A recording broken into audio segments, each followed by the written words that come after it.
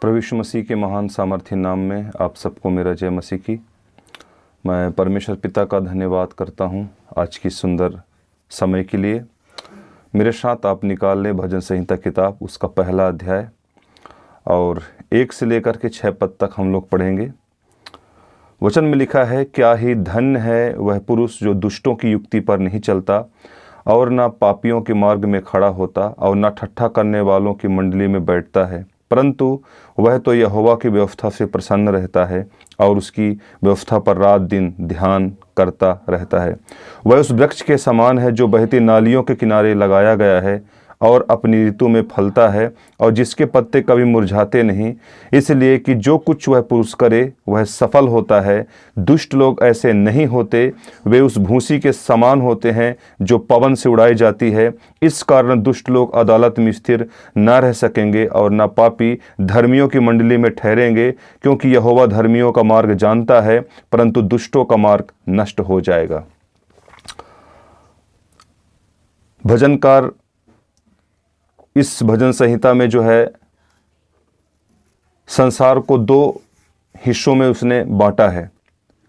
एक हिस्से को धर्मी और दूसरे हिस्से को दुष्ट मनुष्य कहा है। और हम लोग जो है धर्मी मनुष्य के जो गुण होते हैं उसको हम लोग देखेंगे।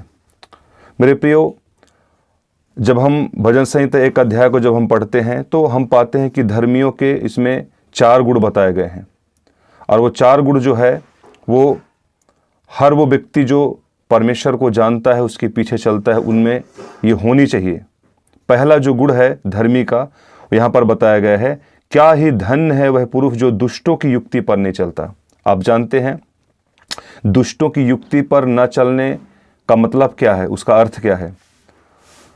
लिखा है, क्या ही धन्य है वह पुरुष जो दुष्टों की युक्ति पर नहीं चलता। मतलब कहने का अर्थ है,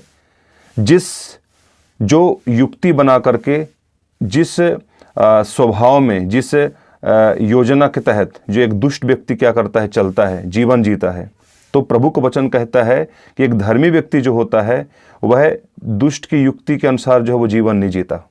मतलब कहने का अर्थ है कि जैसे एक दुष्ट व्यक्ति पृथ्वी पर रहकर जीवन जीता है, उसके जीवन में बहुत सारे पाप, उसके बहुत सारे गंदे स्वभाव, बहुत सारे ऐसी बातें होती है जो परमेश्वर को प्रसन्न नहीं है। और इसी वजह से एक धर्मी व्यक्ति जो है वो इस स्वभाव में नहीं चलता जिस स्वभाव में दुष्ट व्यक्ति चलता है। ठीक है, तो पहली बात हमने सीखा धर्मियों गुण में से कि एक धर्मी व्यक्ति जो है वो दुष्ट की युक्ति पर नहीं चलता है। पहला गुण है धर्मी का। और सबसे अच्छी बात की लिखा है, वो धन्य है वो व्यक्ति जो दुष्ट की युक्ति पर नहीं चलता। धन्य का मतलब होता है आशीषित, मतलब वो आशीषित व्यक्ति है जो दुष्ट की युक्ति पर नहीं चलता। ठीक है, और हम देखेंगे कि धर्मियों की और कौन सा गुण है, तो आगे लिखा हुआ है, और ना पापियों के मार्ग में खड़ा होता है। कहने का अर्थ है कि एक धर्मी व्यक्ति जो होता है वो कभी पापियों के मार्ग में खड़ा नहीं होगा। क्यों? क्योंकि उसका स्वभाव जो है और पापियों का जो स्वभाव है, दोनों में ज़मीन आसमान का अंतर है। एक धर्मी व्यक्ति जो होता है वो परमेश्वर के बताए हुए मार्ग पर चलता है। एक धर्मी व्यक्ति जो होता है वो परमेश्वर के मार्ग पर ही वो चलता रहता है और उसी मार्ग पर चलकर वो व्यक्ति जो है प्रभु के पास जाता है और प्रभु में बना रहता है।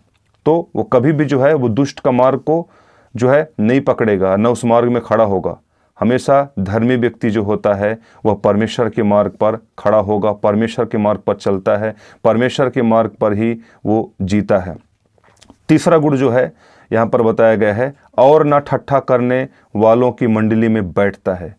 धर्मी का तीसरा जो गुण होता है वो ये होता है कि वो ठट्ठा करने वालों की मंडली में कभी बैठकर जो है वो गप्पे नहीं मारेगा, वो कभी टाइम पास नहीं करेगा, उनके बीच में जो है बैठकर जो है वो मजाक मस्ती नहीं करेगा, वो उनसे वो दूरी बनाकर रखेगा। ये 3 गुण हो गए।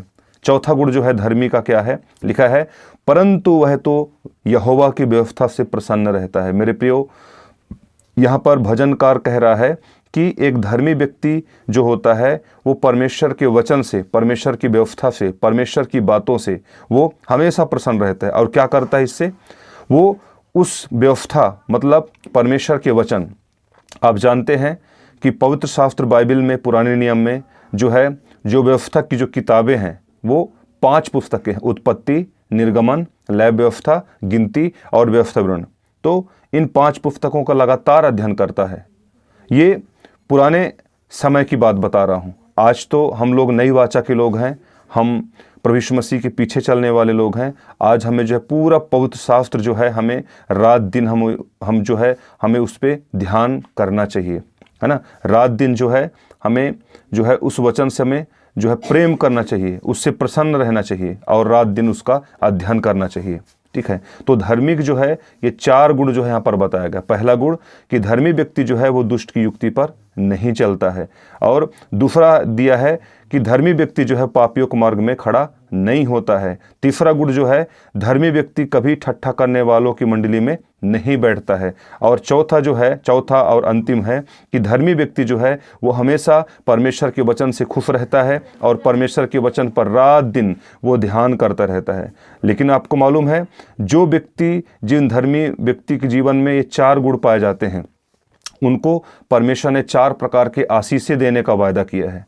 पहला आशीष क्या है? लिखा है वह उस वृक्ष के समान है जो बहती नालियों के किनारे लगाया गया है। कितना अद्भुत बात है कि अगर एक व्यक्ति के अगर अच्छे स्वभाव में अगर वो धर्मी बनकर वो पृथ्वी पर जीवन जी रहा है तो परमेश्वर जो है कहता है कि वो उस वृक्ष के समान ठहरेगा जो बहती नाली के किनारे लगा गया है। मेरे प्रियो, आप जानते हैं कि जो बहती हुई नाली जो होता है वहाँ पर पानी जो है 12 महीने जो है पानी वहाँ पर बहता रहता है, और उसके अगल बगल जो पेड़ पौधे होते हैं आप देखेंगे हमेशा हरे भरे रहते हैं, क्योंकि उनको जो है लगातार जो है पानी मिलता रहता है और उस पेड़ की जो जड़ें हैं वो उस पानी के उस हिस्से में जाकर के जुड़े हुए हैं जहाँ से वो पानी उसको प्राप्त होता रहता है। ठीक है।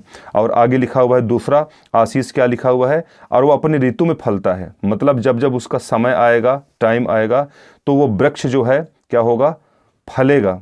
तो धर्मी व्यक्ति भी जो है वो अपने समय में क्या होते हैं? फलते रहते हैं, आशीषित होते रहते हैं। क्यों? क्योंकि वो जो है उस परमेश्वर से जुड़े हुए हैं। ठीक है। और तीसरा जो आशीष जो है यहाँ पर धर्मियों के लिए जो प्रभु के वचन में लिखा हुआ है, उसके पत्ते कभी मुरझाएंगे नहीं। आप जानते हैं कि धर्मियों के जीवन में लगातार जो है कई बार समस्याएं आती है, सताव आता है, पीड़ा आती है, लोग सताते हैं, लोग बुरा भला कहते हैं, न जाने क्या क्या समस्याएं जो उसके जीवन में आती रहती है। लेकिन प्रभु का वचन क्या कहता है कि उसके पत्ते कभी मुरझाएंगे नहीं। प्रभु जो है हमें यहाँ पर जो है वायदा कर रहा है कि तुम कभी मुरझाओगे नहीं, तुम कभी परेशान नहीं होगे, तुम कभी चिंता में नहीं रहोगे, क्योंकि मैं तुम्हारे साथ खड़ा रहूँगा और मैं तुम्हें कभी मुरझाने नहीं दूंगा, तुम्हें गिरने नहीं दूंगा, मैं उठाकर खड़ा करूँगा। तो ये 3 आशीष हो गए। और चौथी आशीष जो है यहाँ पर लिखा हुआ है, इसलिए जो कुछ वह पुरुष करे वह सफल होता है। मेरे प्रियो, अगर हम अपने जीवन में हर काम में, हर बातों में, हर क्षेत्र में अगर हम सफलता को देखना चाहते हैं, सफल व्यक्ति बनना चाहते हैं या फिर सफल होना चाहते हैं, तो हमें जो है परमेश्वर से जुड़े रहना हमारे लिए क्या है? बहुत बहुत बहुत ज़रूरी है। इसलिए लिखा है कि जो कुछ वह पुरुष करे वह सफल होता है। तो परमेश्वर जो है हमें 4 आशीषें देने का वायदा किया है कि अगर हम जो है एक धर्मी का जीवन जीते हैं, एक ऐसा जीवन जीते हैं जिसमें हम दुष्ट की युक्ति पर नहीं चलते हैं, एक ऐसा जीवन जो पापियों के मार्ग में खड़ा ना होता हो, एक ऐसा जीवन जो ठट्ठा करने वालों की मंडली में ना बैठता हो, एक ऐसा जीवन जो परमेश्वर के वचन से हमेशा खुश रहता हो, एक ऐसा जीवन जो हर दिन परमेश्वर के वचन का अध्ययन करता रहता हो, वही व्यक्ति जो है आशीषित होगा। वही व्यक्ति उस वृक्ष के समान बनेगा जो बहती नाली किनारे लगाया गया है। वही व्यक्ति जो है अपनी ऋतु में फलता रहेगा। वही व्यक्ति जो है कभी मुरझाएगा नहीं। वही व्यक्ति जितने भी काम करेगा परमेश्वर उसे हर काम में उसे सफलता देगा। मेरे प्रियो, वचन में यहाँ पर दुष्टों के बारे में भी दिया है कि दुष्टों का परिणाम क्या होगा, उन्हें क्या मिलेगा। लिखा है 4 पद में, दुष्ट लोग ऐसे नहीं होते हैं, वे उस भूसी के समान होते हैं जो पवन से उड़ाई जाती है। और लिखा हुआ है, इस कारण दुष्ट लोग अदालत में स्थिर ना रह सकेंगे, ना पापी धर्मियों की मंडली में ठहरेंगे। मेरे प्रियो, यहाँ पर अगर हम पढ़ते हैं तो हम समझ पाते हैं कि ये बात जो है भजनकार बता रहा है कि स्वर्ग में जहाँ धर्मियों की जब वहाँ पर सभा होगी वहाँ पर दुष्ट लोग नहीं पाए जाएंगे। दुष्टों को वहाँ पर घुसने नहीं दिया जाएगा। दुष्ट लोग जो है धर्मियों की मंडली में नहीं ठहर पाएंगे, क्योंकि वो न्याय के दिन क्या किएंगे? अलग कर दिए जाएंगे, है ना। आगे लिखा हुआ है 6 पद में, क्योंकि यहोवा धर्मियों का मार्ग जानता है परंतु दुष्टों का मार्ग नष्ट हो जाएगा।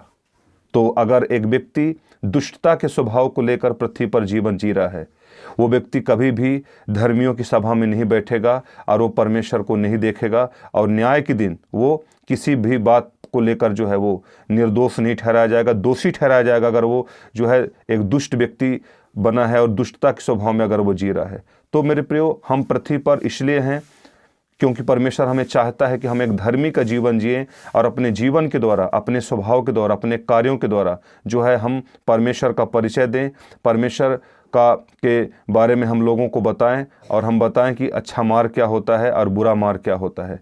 तो यहाँ पर धर्मी और दुष्ट के बीच का अंतर बताया गया है कि एक दुष्ट व्यक्ति का स्वभाव कैसा होता है और एक धर्मी व्यक्ति का स्वभाव कैसा होता है। जब हम धर्मी के स्वभाव में हम जीते हैं तो परमेश्वर ने हमारे लिए क्या क्या प्रतिफल, क्या क्या आशीषें यहाँ पर रखी है। तो हमने देख लिया है कि हमें धर्मी का जीवन हमें जीना चाहिए अगर हम उसकी ओर से आशीषित होना चाहते हैं। मेरे प्रियो, हम धन्यवाद देते हैं इस सुंदर वचन के लिए। प्रभु इस वचन के द्वारा आप सबों को आशीष दे। आमीन। जय मसीह की